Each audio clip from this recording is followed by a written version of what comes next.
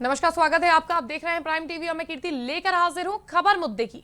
किसान आंदोलन का आज 92वां दिन है। लगातार किसान संगठनों और विपक्षी दलों द्वारा प्रदर्शन कर सरकार की नाक में दम किया जा रहा है। जहां एक तरफ अभी तक किसान संगठन पश्चिमी यूपी में आंदोलन की आग को हवा दे रहे थे, तो वहीं आज से अब इस आंदोलन का रुख पूर्वांचल की तरफ हो रहा है। जी हां, अब बीकेयू यानी कि द्वारा बाराबंकी में किसान पंचायत बुलाई गई है। किसान महापंचायत में बीकेयू के राष्ट्रीय अध्यक्ष नरेश टिकैत शामिल होंगे। देखिए इस पर हमारी एक खास रिपोर्ट। पंजाब और हरियाणा से शुरू हुए किसानों के आंदोलन को 3 महीने हो चुके हैं। दिल्ली की सीमाओं पर बैठे किसान सरकार से कृषि कानूनों को रद्द करने की मांग कर रहे हैं। पश्चिमी यूपी तक फैले आंदोलन की आंच अब अवध और पूर्वांचल पर भी पहुंच चुकी है। भारतीय किसान यूनियन यूपी के बाराबंकी और बस्ती जिले में भी किसान पंचायत करने जा रही है। मालूम हो कि भाकियू समेत विपक्षी दल किसान आंदोलन को जोर दे रहे हैं। अभी तक इस आंदोलन को पश्चिमी यूपी में जिंदा किया जा रहा था। इसका सबसे बड़ा मुख्य कारण है खाप चौधरी। जब से किसान आंदोलन का मुख्य केंद्र गाजियाबाद बना, तब से इस आंदोलन में जाटों का जमावड़ा बढ़ गया और वहां इस आंदोलन को अब राजनीतिक हवा पूरी तरह से लग चुकी है। अब भाकियू ने आंदोलन के लिए पूर्वांचल का रुख किया है। केंद्र सरकार के 3 नए कृषि कानूनों को लेकर दिल्ली की सीमाओं पर पिछले काफी दिनों से किसान आंदोलन चल रहा है। इसके अलावा तमाम किसान नेता अन्य राज्यों में भी लगातार किसान महापंचायत कर रहे हैं। इस बीच बुधवार को यानी आज भारतीय किसान यूनियन के राष्ट्रीय अध्यक्ष चौधरी नरेश टिकैत बाराबंकी पहुंच रहे हैं। यही नहीं, किसानों ने उनके आगमन और महापंचायत की तैयारी पूरी कर ली है। किसान नेताओं ने बताया कि वे प्रशासन से अनुमति नहीं ले रहे हैं, क्योंकि गृह मंत्री अमित शाह बंगाल में ममता बनर्जी से अनुमति ले रहे होते तो वह भी अनुमति लेते। वहीं नरेश टिकैत बाराबंकी के बाद 25 फरवरी को बस्ती में होने वाली किसान महापंचायत का भी हिस्सा बनेंगे। अब देखना यह होगा कि जो आग आंदोलन ने पश्चिमी यूपी में पकड़ी है, क्या इसकी जद में पूर्वांचल भी आता है या फिर यहाँ इस आंदोलन की टाइम टाइम फिस हो जाएगी। Up to desk prime TV. हमारे साथ इस वक्त रेहान वारसी हमारे संवाददाता जुड़ चुके हैं बाराबंकी से सीधे वहां की अपडेट देने के लिए। तो रेहान जी, मैं आज आपसे जानना चाहूंगी कि जिस तरह से आज राष्ट्रीय अध्यक्ष नरेश टिकैत बाराबंकी पहुंच रहे हैं, तो क्या कुछ तैयारियां की गई हैं? किस तरह का माहौल वहां पर देखा जा सकता है? किस तरह का जन सैलाब? क्योंकि जो किसान आंदोलन पहले था, अब वो जन आंदोलन के तौर पर गहराता और गर्माता जा रहा है। तो किस तरह का जो पूरा रवैया है वो देखने को मिल रहा है? बाराबंकी में आज क्या नजारा है? जी कीर्ति, बिल्कुल बताना चाहूंगा। आज बाराबंकी के हरक ब्लॉक में महापंचायत का आयोजन किया गया है, जहां पर जो किसान नेता हैं, चाहे किसान कार्यकर्ता हो या किसान नेता हो या राष्ट्रीय अध्यक्ष की बात करें, तो सब लोग वहां पर इकट्ठा हो रहे हैं और आंदोलन को सफल बनाने के लिए वहां पर महापंचायत रखी जाएगी। किसान लोग पंचायत कर रहे हैं और साथ ही साथ कई मुद्दों पे चर्चा होगी कि जो सरकार ने जो कृषि बिल लागू किया है वो वापस नहीं ले रहे हैं और लगातार जो किसान हैं वो डटे हुए हैं, प्रदर्शन कर रहे हैं, आंदोलन कर रहे हैं। कहीं ना कहीं सरकार भी उनके आगे झुकने को तैयार नहीं है। इसी को लेकर मंथन करेंगे। तो क्या लगता है, जिस तरह से लगातार महापंचायतें हो रही हैं, वही प्रियंका गांधी वाड्रा भी महापंचायतों के जरिए कृषि बिल को वापस लेने की, और जब तक वापस नहीं तब तक घर वापसी नहीं, ये जो मुद्दा है वो लगातार आज 3 महीने से ज्यादा हो गया लगातार बना हुआ है। तो आज नरेश टिकैत के वहां पहुंचने से क्या लगता है, सुगबुगाहट जो है इस चीजों की लेके वो और तेज होने वाली है? जी बिल्कुल कृति, ये कहना एकदम सही होगा कि जिस तरीके से जो आंदोलन है उसने राजनीतिक रूप ले लिया है। अगर हम जो है विपक्ष की बात करें, तो चाहे प्रियंका गांधी वाड्रा की बात करें या समाजवादी पार्टी की बात करें या कई जो विपक्ष है, वो कहीं ना कहीं इस आंदोलन को लेकर अहम भूमिका में नजर आ रहा है। लगातार किसानों के समर्थन में है और लगातार जो महापंचायतें हो रही हैं उसमें विपक्ष शामिल हो रहा है। और कहीं ना कहीं किसानों का भी ये कहना है कि जो अंग्रेजों के समय में जो सरदार अजीत सिंह ने जो आंदोलन किया था वो काफी लंबा चला था, उसी की तरह हम भी ये आंदोलन करेंगे और ये आंदोलन बहुत लंबा चलेगा। जी रेहान जी, लेकिन किसानों का ये शोर किस हद तक बीजेपी को चोट पहुंचाने में कामयाब रहेगा और कितना विपक्षी दलों को मजबूत करेगा? कीर्ति, बिल्कुल अगर हम बीजेपी की बात करें तो लगातार जो किसान है वो बीजेपी नेताओं का विरोध कर रहे हैं। जगह जगह लोग कृषि बिल का जो फायदे गिराने के लिए जो नेता जा रहे हैं उनको गांव के अंदर घुसने नहीं दिया जा रहा है। तो इससे साफ तौर पे जाहिर हो रहा है कि जो नाराजगी है, जो किसानों को नाराजगी है बीजेपी सरकार से, वो साफ तौर पे अब जाहिर होने लगी है और किसान उनका विरोध कर रहे हैं। बहुत बहुत शुक्रिया रेहान जी हमारे साथ जुड़ने के लिए और हमें तमाम अपडेट देते रहिएगा। जिस तरह से आज नरेश टिकैत बाराबंकी पहुंच रहे हैं तो किस तरह से वहां पर जन सैलाब उमड़ने वाला है ये भी देखना दिलचस्प होगा। किन बातों को लेकर वो बाराबंकी के लोगों को साधने की कोशिश करेंगे ये भी देखना है होगा। हालांकि लगातार जिस तरह से चौपालें लगाई जा रही है और महापंचायती की जा रही है उससे तो ये साफ जाहिर हो रहा है कि किसी भी तरीके से बीकेयू के नेता कहीं से भी पीछे नहीं हटने वाले हैं और वो लगातार सरकार को ये चेतावने की कोशिश कर रहे हैं कि जब तक बिल वापस नहीं होगा तब तक वो वापसी नहीं करेंगे। तो कहीं ना कहीं केंद्र सरकार के लिए ये किसान बिल गले की हड्डी ना साबित हो जाए और आने वाले चुनाव में कितना नुकसान होगा कितना फायदा, ये तो देखने वाली बात होगी। औरैया के कोतवाली क्षेत्र के कखावतू कॉलोनी में मामूली विवाद को लेकर दबंगों ने एक महिला और युवक की जमकर पिटाई कर दी, जिसका वीडियो सोशल मीडिया पर वायरल हो रहा है। वहीं वायरल वीडियो को देख पुलिस प्रशासन में हड़कंप मच गया। वीडियो में पिटाई कर रहे दबंगों ने महिला के कपड़े भी फाड़ दिए और युवक की जमकर पिटाई कर रहे हैं। फिलहाल पुलिस कुछ लोगों को हिरासत में लेकर मामले की जांच कर रही है। कखावतू कॉलोनी औरैया कोतवाली थाना अंतर्गत है, जो विजयपुर रोड पर स्थित है।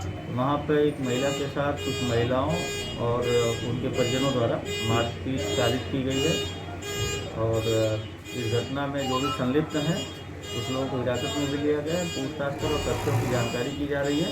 अभियोग पंजीकृत कर और प्रभावी कार्रवाई सुनिश्चित की जाए। तो आपने देखा कि महिला और युवक की पिटाई का ये वीडियो वायरल हो रहा है। वायरल वीडियो को देख पुलिस प्रशासन हड़कंप मच गया वहां पर और उसके बाद हरकत में आई, जिसके बाद अधिकारियों द्वारा कार्रवाई की जा रही है। तो आप वीडियो में देख सकते हैं किस तरह से दो लोग आपस में झगड़ा कर रहे हैं। हालांकि ये पारिवारिक विवाद जैसा नजर आ रहा है। तो इस पूरी खबर पर अपडेट देने के लिए इस वक्त हमारे साथ ताहिर औरैया से जुड़ चुके हैं। ताहिर जी, मैं आपसे माफ कीजिएगा, जाहिद हमारे साथ जुड़ चुके हैं। जाहिद जी, मैं आपसे जानना चाहूंगी कि क्या पूरा मामला है, क्या पारिवारिक कलह? हालांकि प्रतीत जिस तरह से वीडियो में नजर आ रहा है, मैं आपसे पूरी अपडेट जानना चाहूंगी किस बात को लेकर यह विवाद इतना बढ़ गया। जैसा कि बताया जा रहा है कि वहाँ पर जो कुंडी को बच्चों को लेकर एक विवाद हुआ था, पहले से ही वहाँ बात दरवाजे के बाहर से बच्चों ने कुंडी लगा दी थी।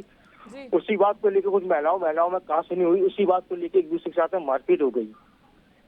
तो पुलिस अधिकारियों की क्या कुछ कार्रवाई अभी तक सामने आई है? हाँ जी, पुलिस अधिकारी की कार्रवाई को लेकर बात की गई है। उन्होंने बताया 6 लोगों को नामजद किया गया, उसमें 3 लोगों को वो आगे की कार्रवाई की जा रही है। बहुत बहुत शुक्रिया जाहिद जी हमारे साथ जुड़ने के लिए। तो आप देख सकते हैं तस्वीरों में किस तरह से एक मामूली बात को लेकर ये पूरा विवाद गर्माता चला गया और इस नौबत पर आ गया कि आपस में हाथापाई जैसे हालात पैदा हो गए। वहीं जालौन में उप प्रभागीय वन अधिकारी के यहां हुई 1 करोड़ से अधिक की चोरी का पुलिस ने खुलासा किया है। एसओजी सर्विलांस और उरई कोतवाली पुलिस ने संयुक्त रूप से चोरी का खुलासा किया है। इस कांड में शामिल 4 आरोपियों को नकदी समेत सामान के साथ गिरफ्तार कर लिया गया है।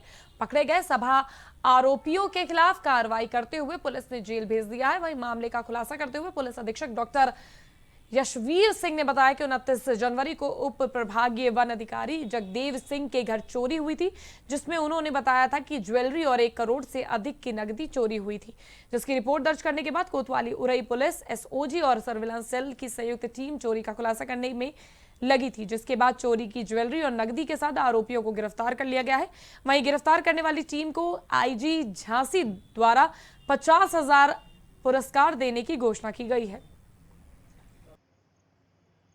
देखिए 29 जनवरी को थाना कोतवाली के क्षेत्रांतर्गत उप प्रभागीय वन अधिकारी हैं जो ललितपुर में पोस्टिंग है जिनकी, उनके घर में एक चोरी हुई थी, जिसके संदर्भ में मुकदमा थाना कोतवाली में दर्ज किया गया था। आज उसी चोरी की घटना का अनावरण किया है पुलिस ने, जिसमें उनके घर से जो सोना चांदी के जो भी ज्वेलरी थी और जो सॉलिड गोल्ड था वो पुलिस ने बरामद किया है, जिसकी लगभग वैल्यू 47 लाख के लगभग का गोल्ड है, 935 ग्राम लगभग है, और चांदी है लगभग आधे किलो, और इसमें 36,49,000 रुपया पुलिस को बरामद हुआ है, जो चोरी करने के उपरांत जो गोल्ड आइटम्स इन्होंने आगे बेच दिया था और उसके बदले में जो पैसा मिला था वो पुलिस ने बरामद किया है। इसके अलावा गोल्ड को और आभूषणों को बेचने के बाद एक कार भी खरीदी गई थी, स्विफ्ट डिज़ायर कार, वो भी पुलिस। रायबरेली में खेत में काम कर रहे किसान को जंगली सुअर ने काटकर गंभीर रूप से घायल कर दिया। वहीं जंगली सुअर के हमले के बाद इलाके में हड़कंप मच गया। बता दें कि घायल किसान खेत में काम कर रहा था। इसी बीच अचानक जंगली सुअर ने उस पर हमला कर दिया, जिससे वो गंभीर रूप से घायल हो गया।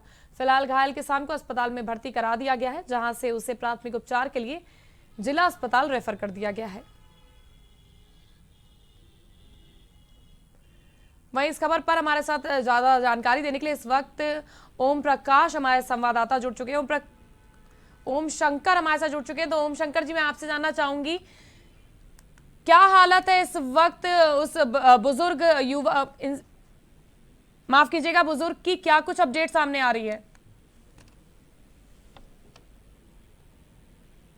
ओम शंकर जी, आपको आवाज आ रही है?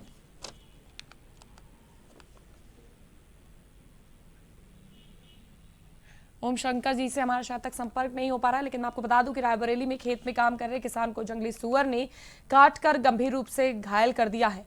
वहीं जंगली सुअर के हमले के बाद से इलाके में हड़कंप मचा हुआ है। बता दें कि घायल किसान खेत में काम कर रहा था जिस वक्त जंगली सुअर ने उस पर हमला कर दिया। अब तस्वीरों में भी देख सकते हैं कि किस तरह से उपचार किया जा रहा है, क्योंकि गंभीर रूप से घायल हो गए जंगली सुअर के हमले के बाद, और घायल किसान को अस्पताल में भर्ती करा दिया गया है। प्राथमिक उपचार के बाद उसे जिला अस्पताल भी रेफर कर दिया गया है।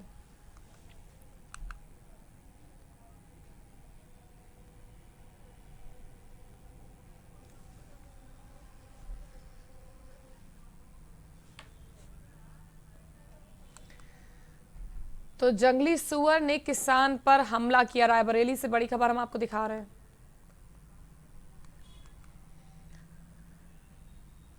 मथुरा में यमुना एक्सप्रेसवे पर पेट्रोल के टैंकर और इनोवा कार में जबरदस्त भिड़ंत हुई। इस भीषण टक्कर में 7 लोगों की मौके पर ही मौत हो गई। हादसे में 7 लोगों की मौत की सूचना मिलते ही पुलिस प्रशासन में हड़कंप मच गया। मौके पर पहुंची पुलिस ने मृतकों के शव को कब्जे में लेकर पोस्टमार्टम के लिए भेज दिया है। साथ ही मार्ग को भी सुचारू रूप से शुरू कर दिया है।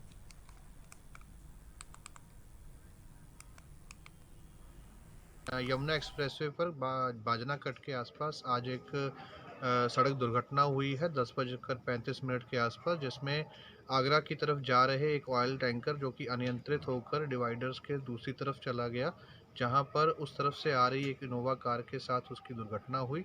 इस दुर्घटना के फलस्वरूप इनोवा में सवार 7 लोगों की दुखद मृत्यु हुई है, जिसमें कि 2 महिलाएं और 5 पुरुष हैं। हमारे साथ हमारी संवाददाता ममता जुड़ चुकी हैं। ममता जी, मैं आपसे जानना चाहूंगी कि यमुना एक्सप्रेसवे पर जो पेट्रोल के टैंकर और इनोवा कार के बीच जो टक्कर हुई, इसमें अभी क्या कुछ स्थिति है, किस तरह से घायलों को क्या उपचार दिया जा रहा है, क्या कुछ अपडेट सामने आ रही है? ममता जी, आपको आवाज आ रही है? ममता जी, आपको आवाज आ रही है? जी जी, आ रही है आवाज जी। इस भीषण टक्कर के चलते जो लोग घायल हुए हैं उन्हें किस तरह का उपचार दिया जा रहा है, क्या कुछ अपडेट सामने आ रही है? जी कीर्ति, मैं आपको बता दूं कि ये जो दुर्घटना हुई है, आज रात की दुर्घटना है। इसमें एक इनोवा और पेट्रोल का जो टैंकर था उसमें आपस आमने सामने की भिड़ंत हुई है, जो कि जो टैंकर था पेट्रोल से भरा हुआ वो अनियंत्रित होकर डिवाइडर के दूसरी ओर चला गया था, जो कि आगरा की तरफ से आ रही थी इनोवा कार, जिससे जा टकरा गया, जिसमें 2 महिलाओं और 5 पुरुष की मौके पर ही मौत हो गई थी, जिसमें पुलिस प्रशासन द्वारा वहां सुचारू रूप से उनको उपचार के लिए उनको मतलब निकाल करके वहां से डेड बॉडियों को वहां से पोस्टमार्टम के लिए भेज दिया गया था। सभी लोग हरियाणा के जींद के बताए जा रहे हैं और परिवार वालों से भी बातचीत हो चुकी है उनको भी सूचित कर दिया गया है। जी, इस पूरे हादसे में मुख्य गलती किसकी निकल कर सामने आई, क्या कुछ कार्रवाई की जा रही है? जी, पूरे हादसे में गलती जो पेट्रोल का टैंकर था, पेट्रोल टैंकर चालक की बताई जा रही है, क्योंकि वो अपने साइड से डिवाइडर क्रॉस करके गलत साइड में पहुंच गया था, गलत दूसरी तरफ में पहुंच गया था। इनोवा अपने सही मार्ग पर चल रही थी। बहुत बहुत शुक्रिया ममता जी इस पर अपडेट देने के लिए। हालांकि हमारे साथ बनी रहिएगा आप, लेकिन मैं आपको बता दूं कि इस हादसे में 7 लोगों की मौके पर ही मौत हो गई है। गनीमत ये रही कि पेट्रोल के टैंकर में आग की चपेट में पेट्रोल का टैंकर आग की चपेट में नहीं आया, वहीं 7 लोगों की मौत हो गई है मौके पर ही। पेट्रोल टैंकर के जो ड्राइवर थे उसकी गलती, मुख्य आरोपी उसे माना जा रहा है कि जिस तरह से वो रॉन्ग साइड पर आने के चलते यह हादसा हुआ। वहीं अगली बड़ी खबर हम आपको दिखाने जा रहे हैं, बिहार से सामने आ रही, आगरा से सामने आ रही है, जहां आगरा में किसानों के साथ महापंचायत करेंगे राकेश टिकैत। महापंचायत के लिए प्रशासन ने कसी कमर, प्रशासन से अनुमति के बाद हो रहा है आयोजन। बड़ी संख्या में किसानों के पहुंचने का अनुमान। कृषि कानूनों के विरोध में गरजेंगे राकेश टिकैत। तो मिनी स्टेडियम में दोपहर 1 बजे होगा महापंचायत। तो इस खबर पर भी हमारे साथ अपडेट देने के लिए ममता इस वक्त भी जुड़ी हुई है। ममता जी, मैं आपसे जानना चाहूंगी कि आगरा में भी राकेश टिकैत की महापंचायत होने जा रही है, किस तरह की तैयारियां की गई हैं, कितना जन सैलाब इस महापंचायत में उमड़ सकता है, क्या कुछ अपडेट है? जी कीर्ति, बिल्कुल मैं आपको बता दूं कि ताजनगरी आगरा में भी आज किसानों की महापंचायत होने जा रही है, जिसमें कि राकेश टिकैत हैं जो राष्ट्रीय किसानों के अध्यक्ष हैं किसान मोर्चा के, वो यहाँ शिरकत करने आ रहे हैं। यहाँ हजारों की संख्या में यहाँ लोगों की भीड़ उमड़ रही है। जी जी, किन मुद्दों को लेकर, हालांकि जैसे कृषि कानूनों को लेकर जो लगातार महापंचायतें हो रही हैं, तो क्या वहां आगरा के लोग भी क्या इस कानूनों से खफा है? कैसा रवैया है आगरा के लोगों का? कुछ इसकी अपडेट आपके पास है तो? जी बिल्कुल, यहाँ वैसे तो हर जगह के किसानों का इस कृषि बिल के विरोध प्रदर्शन लगातार जारी है। तो वहीं आगरा में भी ये चीज देखने को मिल रही है कि लगातार यहाँ किसान लोग इसका बराबर विरोध कर रहे हैं। पिछले 3 महीने से लगातार इसका विरोध जारी है। तो इसी विरोध को लेकर के यहाँ काफी संख्या में किसान लोग इकट्ठे हुए हैं, वहाँ पहुंच भी रहे हैं और अभी भी भारी संख्या में लोग इकट्ठे और भी हो रहे हैं। जी, बहुत बहुत शुक्रिया ममता जी हमारे साथ जुड़ने के लिए। तो लगातार महापंचायतों का आगाज कर दिया गया है। आज बाराबंकी में भी नरेश टिकैत आ रहे हैं महापंचायत करने के लिए। वहीं आगरा में कृषि कानूनों के मुद्दे पर राकेश टिकैत आगरा वासियों से सीधा संवाद करेंगे और वहां की जनता से इन तीनों बिलों के नुकसान के बारे में उनको बताएंगे। साथ ही साथ कृषि कानूनों को लेकर वो तमाम तरह की जो बातें करते लगातार चले आ रहे हैं कि सरकार को ये वापस लेना होगा, उसको लेकर भी वो हर वर्ग के लोगों को साधने की कहीं ना कहीं कोशिश जरूर कर रहे हैं। तो बड़ी संख्या में किसानों के पहुंचने का भी इस महापंचायत में अनुमान लगाया जा रहा है।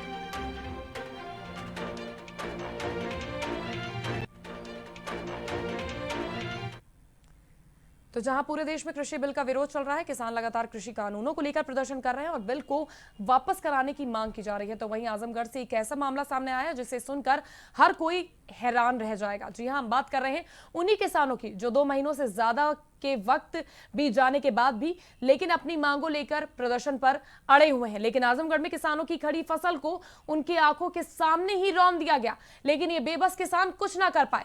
देखिए इस पर हमारी ये खास रिपोर्ट। लेकिन इस रिपोर्ट से पहले मैं आपसे इजाजत चाहती हूं, आपका ही मजा आएगा। किसानों की दिन रात की मेहनत पर बुलडोजर चला दिया गया है, किस तरीके से जरा आप भी नजर डालिए। किसान कभी सूखे की मार झेलता है, कभी बाढ़ की। किसानों के सामने आए दिन संकट आते रहते हैं, लेकिन ये बेबस किसान मजबूर रह जाता है। नेता और प्रशासन के आगे कुछ नतमस्तक रह जाता है। जी हां, वहीं अन्नदाता जो दिन रात मेहनत करके अपनी फसल उगाता है और जब उसी फसल पर कोई बुलडोजर चला दे तो इन किसानों की क्या हालत होगी आप खुद समझ सकते हैं। ऐसा ही कुछ आजमगढ़ में देखने को मिला, जहां प्रशासन के आगे किसान बेबस और लाचार रह गए। उसी के सामने उसकी खड़ी फसल पर बुलडोजर चला दिया गया। बता दें कि गोरखपुर लिंक एक्सप्रेस की भूमि खाली कराने के लिए किसानों की खड़ी फसल पर बुलडोजर चलवा दिया गया। साल भर की मेहनत को यूं उजड़ते हुए जब किसानों ने देखा तो विरोध शुरू हो गया। इस दौरान किसानों पर काबू पाने के लिए उन पर लाठियां भी चलाई गईं।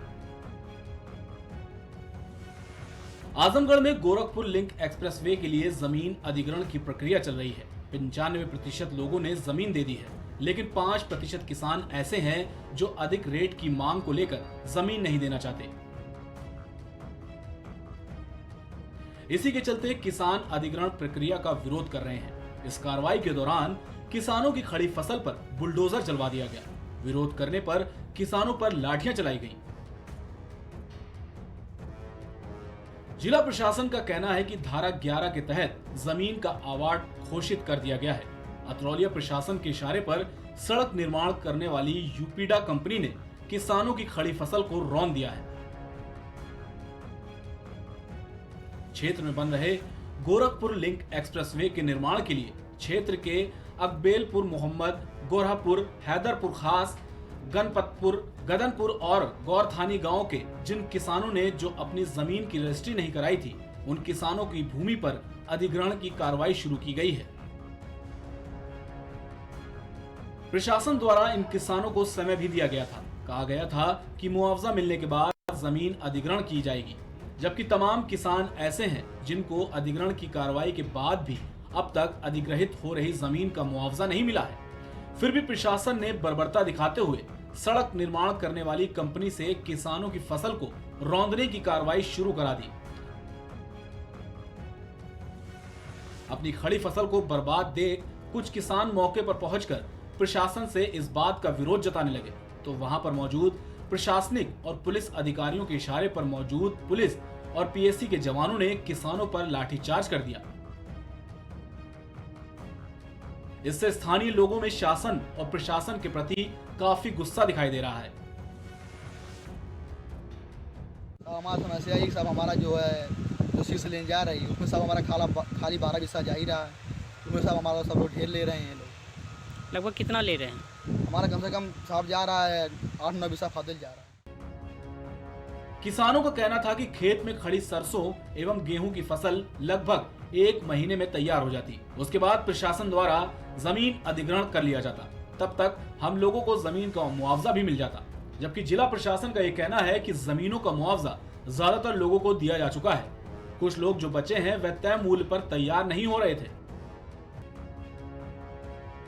जिसके कारण धारा 11 के तहत जमीन का अवार्ड घोषित कर दिया गया है। जो कृषक अपने कागजात जमा कर रहे हैं उन्हें मुआवजा देने की प्रक्रिया भी जारी है। सर, हमारे यहाँ सीआरओ साहब बताए थे कि जब तक आप लोग फसलों का भुगतान नहीं हो जाता, मुआवजा आ नहीं जाता खाते में, तब तक हम अतिक्रमण नहीं करेंगे। अभी फसल हमारी हरी भरी है, कटी भी नहीं है।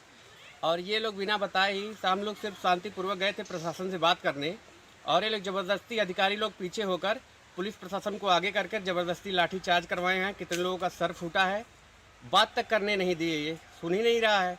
और हमारे प्रतिनिधि यहाँ पे जो कोई भी हम लोगों के साथ नहीं है, बस अत्याचार चल रहा है किसानों के ऊपर। आजमगढ़ के सीआरओ हरिशंकर मिश्र ने कहा कि किसानों के साथ जो समझौता हुआ था वो उन्होंने स्वीकार कर लिया था। 95% किसानों ने जमीन भी दे दी थी, जबकि 5% किसान ज्यादा रेट की मांग कर रहे हैं। उन्होंने बताया कि 11 जनवरी 2021 को अवार्ड घोषित कर दिया गया है। इसके बावजूद भी किसी कृषक को ऐतराज है तो गोरखपुर में बने प्राधिकरण कार्यालय में अपनी आपत्ति भी दर्ज करा सकता है। Output desk, prime TV.